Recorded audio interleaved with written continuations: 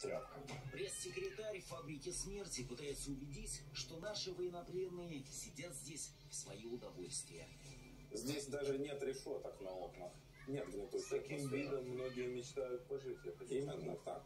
Вид какой красивый. Здесь отличный вид из окон. Здесь зелено, чистый воздух.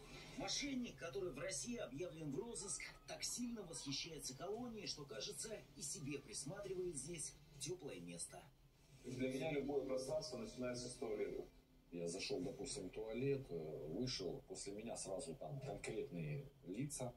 И каждый раз заходили, сразу смотрели, получается. Ну, вроде как тоже в туалет, но по сути я уж уловил.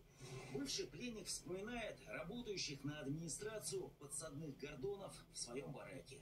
Ну, сидели уже, да, уже, я так понял, с заданием. Они же постоянно упор. Что вам сделала Украина, вот эти вопросики там. Кстати, очень популярный был вопрос, почему вы за 8 лет не выехали в Украину?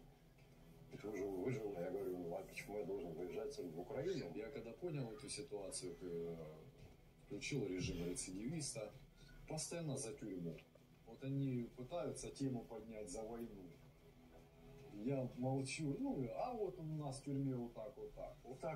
Они, да какая тюрьма, они опять за войну. Я нет, вот за тюрьму.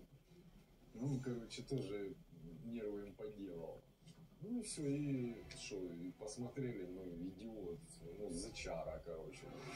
Сан Саныч, немец с русской душой, в обменном фонде Укррейха был на особом счету. Намекали, что посадят, и, больше, как сказать, пытались довести, что мы приедем обратно, нам дадут автоматы в руки, кинут обратно на передок, мы мясом и ничто. Все. После многомесячной психологической обработки наш немец оказался перед сложным выбором: Россия или ЕС. Приезжали ко мне в немецкое консульство, они спрашивали, не хочу ли я поехать. Я спросил, сколько мне там дадут, они сказали, мы не знаем. Доброволец из Германии, который встал на защиту России и попал в плен к карателям против украинского провокатора, которого подослали с целью сломать героя. Чем закончится эта неравная схватка? А также Петровна против Зеленского. Как мать нашла сына в плену у бандеровцев. И как простая русская женщина победила всем смертям назло. Смотрите через пару минут.